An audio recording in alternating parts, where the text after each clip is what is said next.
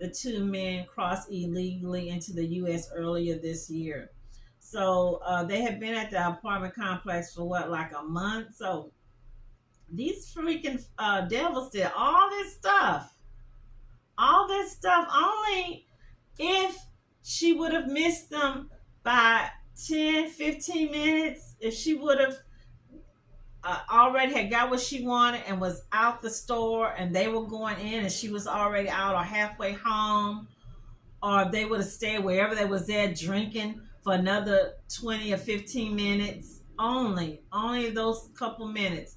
Okay, so here, while the test results show she appeared to have been assayed as, I'm just going to say the word SEM, and you know it ends with N, was found on her. The DNA match has not come back yet, a source close to the investigation. Why hasn't it? Why is it taking so freaking long, you guys? Okay, so here her grandfather, Calvin Alvarenga. I've never heard of this name before. These some different type of names. I never heard of these. These are disturbing details in the brutal murder of 12-year-old Jocelyn Nungaray, now allegedly by two illegal immigrants. Prosecutors are now saying and allege that she was assaulted for nearly 2 hours before being murdered, while additional documents now say she fought back and fought back hard against her attackers, leaving bite and scratch marks on them. Meanwhile, another disturbing report alleges one of the attackers was actually wearing an ICE ankle monitor when the assault occurred. Both suspects are now being held on a $10 million bail, and sadly, these are just the latest unvetted Joe Biden illegal immigrants accused of heinous crimes. Here with reaction, we have Jocelyn's mother, Alexis Nungaray. Her grandfather is also with us. Kelvin Alvarenga, and Texas Senator Ted Cruz is also with us tonight. You know, Kelvin, Alexis, I wish I had words to provide comfort for you. Your beautiful, precious 12-year-old daughter had to go through this. I can only imagine the pain you feel. I don't know if it's something any human being can ever recover from. Alexis, you're a mom, and, you know, I would ask how you're feeling, but I can imagine horrible. Yes, it's definitely been something that's been hard to grasp for reality. But now I have to be her voice, and I need to make sure that everybody hears the horrible thing that happened to my daughter and give her justice and make a change, because we don't need to be burying our kids. I understand. But Kelvin, you're her grandfather. What we're describing here is nothing but pure evil. Here is your precious 12-year-old granddaughter, and you learn about the brutality of the attack and the murder, and then you also learn that this little 12-year-old girl fought back hard against these attackers. I don't know many 12-year-old little girls that would be capable of that. Tell us about your granddaughter, the girl you love so much. Well, I can tell you is that she's a fighter. She's always been a fighter. She was never a follower. She would always conduct herself to try, being the leader. Very loved. Everywhere she went, she got loved from adults, kids her age, and she was amazing. She was starting to become a teenager, and that's something that was taken from us. Yeah, I totally understand. Yes, sir.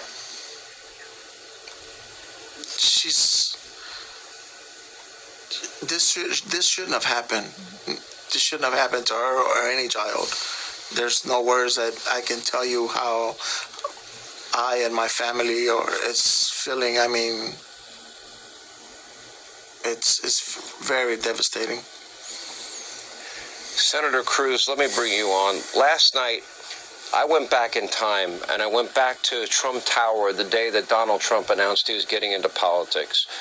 And he said, yeah, there are some people coming here, they're fine, but there are also bad people that if they enter this country unvetted, they'll be rapists and murderers. And then I played the media outrage that Donald Trump dare to say that about unvetted. Under Joe Biden, 11 million unvetted illegal immigrants coming from countries with terror ties, countries where our top geopolitical foes, totally, completely unvetted. And I look at the life of this beautiful young girl. I think of this girl in Queens, New York, brutally raped in a park in broad daylight. I think of Laken Riley. I think of Rachel Morin, the mother of these young children. And it's for this guy shuts down the border because that border bill that he says was bipartisan didn't shut down anything. 5,000 people would enter before he could have discretion to enforce the border laws or not, which is ridiculous. What's your reaction? Sean, this is horrific. Every day we're seeing more and more Americans killed, more and more children killed, more and more victims of horrific assaults. Let me say to Alexis and Kelvin that they have such incredible courage standing up and speaking out for Jocelyn. The agony. Look, Alexis and Kelvin and Jocelyn, they're from my hometown of Houston. The entire city of Houston, the entire state of Texas, the entire country is grieving this precious girl who should be alive. She should be laughing. She should be playing with friends. She should not have been taken horribly by two monsters. Let me be very clear. These bastards should be executed and they should burn in the pits of hell. But we shouldn't have to be talking about this because Jocelyn should still be with us. And every day, this administration is releasing more and more and more illegal aliens who are going on to kill people day after day after day. And it's every day you pick up the newspaper, every day you look at the headlines, and it happens over and over again. The fact that these monsters did this while wearing an ice ankle bracelet, they'd come into this country and they were let go. It is wrong, and enough is enough. We need to demand stop allowing this invasion. Stop releasing violent criminals. Protect our kids. And I will just say we are lifting up Jocelyn's family in prayer. The agony, Sean, you and I are both parents. The agony is unimaginable, and it is wrong. They should not be suffering, and they should not be experiencing this horrible loss. It's wrong, and you're right, Senator, preventable. And for 3+ years, and even last week, the president said the border is secure, the border is closed. It never has been because he bragged about undoing all the policies that did work, that were securing the border. Alexis, you mentioned earlier that you feel compelled after the loss of your precious child to talk to the American people about this. Please take that opportunity and tell them what you want them to understand. I want the nation all around the world to understand that she was a child.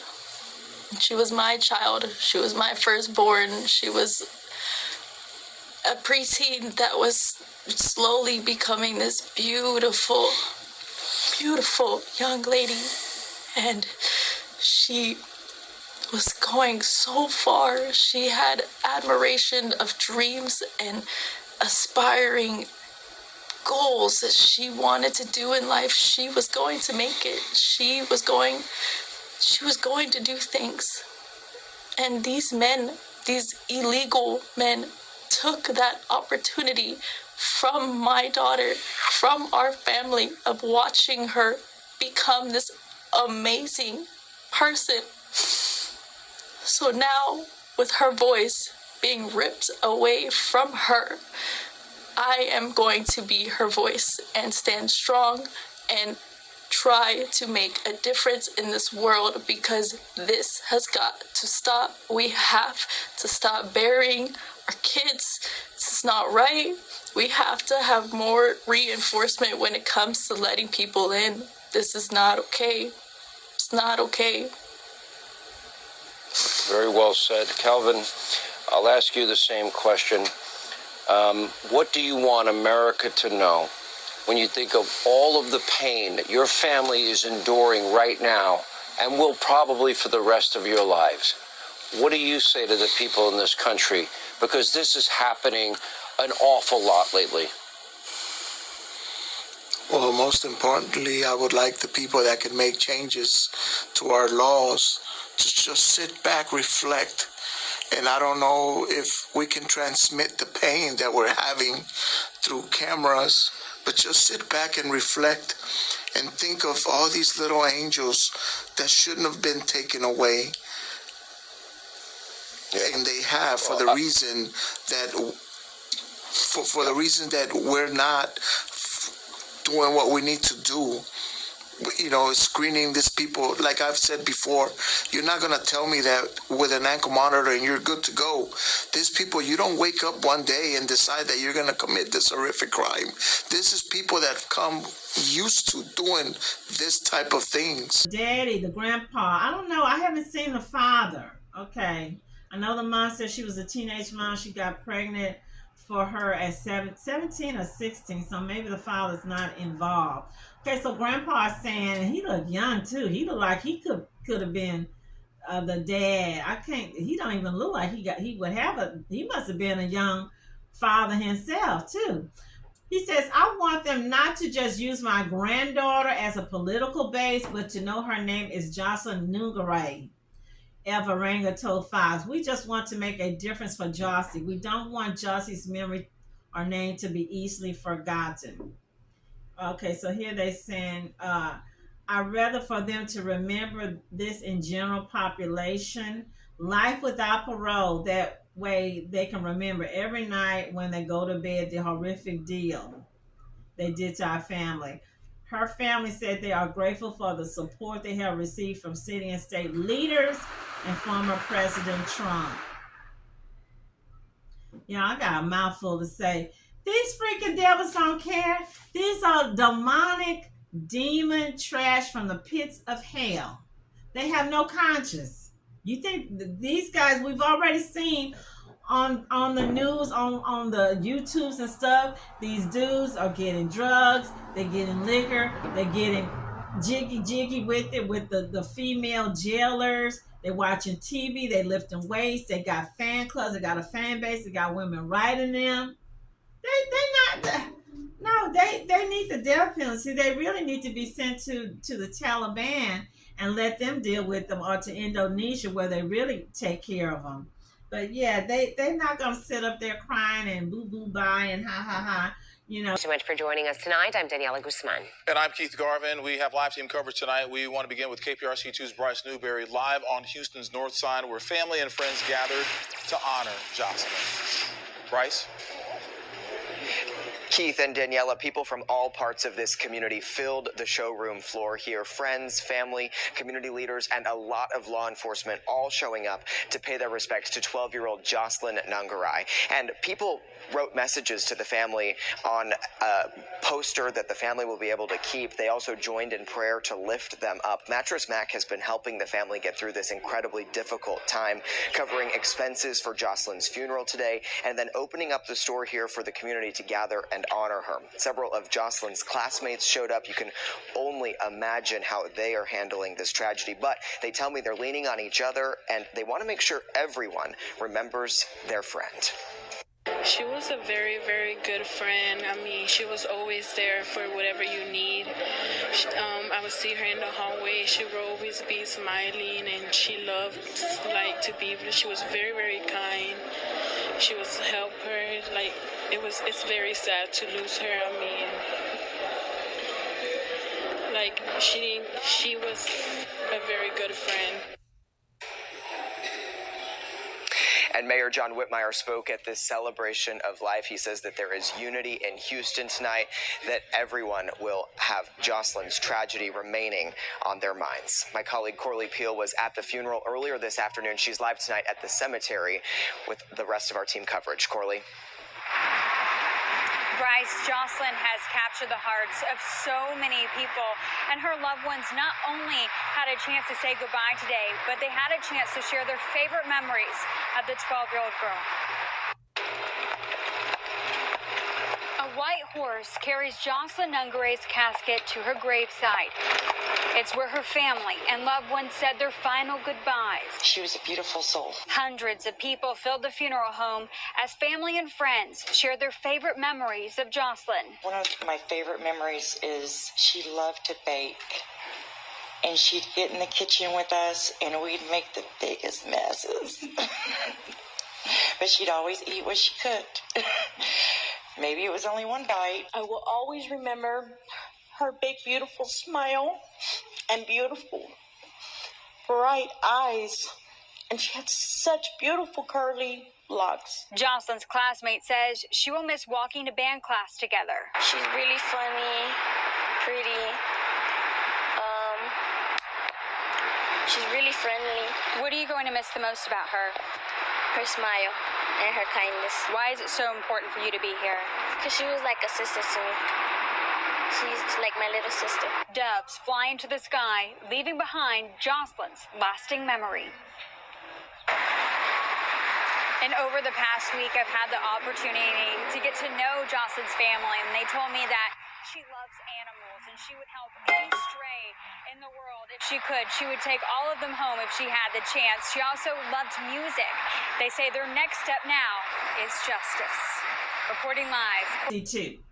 Prior to the murder, Pena and Martina spent hours at Ojo's Locos off the North Freeway. And these guys, if I'm not mistaken, they didn't have a car. They say, was he drunk that night? KPRC Bryce Newberry asked.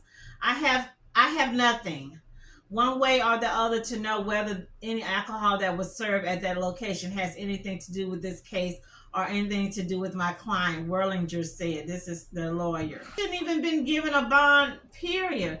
$10 million, you know that it's not like they NBA basketball, NFL football, their billionaire sons, that they can get out. They're not going to be able to get out. I saw where the next court hearing for these darn freaking ghouls, gremlins, won't be until, I believe it's September. So in a nutshell, what happened here with these jokers, when they did all this dirty, evil, demonic contamination to this child, violation to this child, they went back to their apartments. They live in the same apartments as this girl. One of the dudes went to the boss with his dumb butt, and thank goodness that he was dumb, that they didn't have money and run themselves to New York or run themselves to Mexico and try to get back to Venezuela, because that's what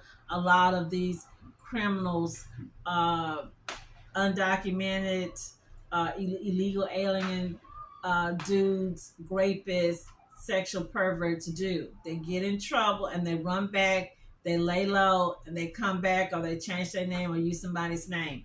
I'm going to go off the subject because true story. Don't y'all love my true stories? I have true stories. Years ago, not years, but it's been about 15 years ago. I remember when I worked for the state, and I don't know if I don't know what it was I was doing, but I was working with a customer. And so she was telling me she had 2 daughters, and the third girl was a neighbor. So 3 of the girls was walking to the corner store, and this was off of 59 in Little York, up in that area. You familiar with the area up in that area, or around, what was that place? Somewhere up in there. But or Aldine, Westfield, in Little York, in that area. And she said she was wondering what was taking the girls so long. When they finally did show up, it was late. They said that 3 Hispanic men picked them up, took them off somewhere, violated them, and then dropped them back at the little corner grocery store like it wasn't even nothing. Basically, like they went on a date. Basically, like they just picked up three little hookers and did the whatever. And once it was done, the deed was done. They just threw them out like they were little puppies. So when she went to, I don't think Kim Og was the DA or whatever. So when she went there to get help to do charges and all that, she said the people looked at her like, "Hey, this happens all the time. What you want us to do? We can't do nothing. We're not gonna go after them. We don't know who they are. We don't know where to begin. We don't know where to start. This goes on all the time. You're not the only person that this done happened to." So basically, nothing was done for her two girls. She had a 13-year-old. I don't know how old the other one was, and the other little friend was 13. You've got three girls that was violated by men. You don't even know who these people are. You don't know if they have STD. These two old hoodlum criminal perverts, they look like they got STDs to me. Yeah, that's right. I said it. You don't know if these people got AIDS, syphilis, herpes.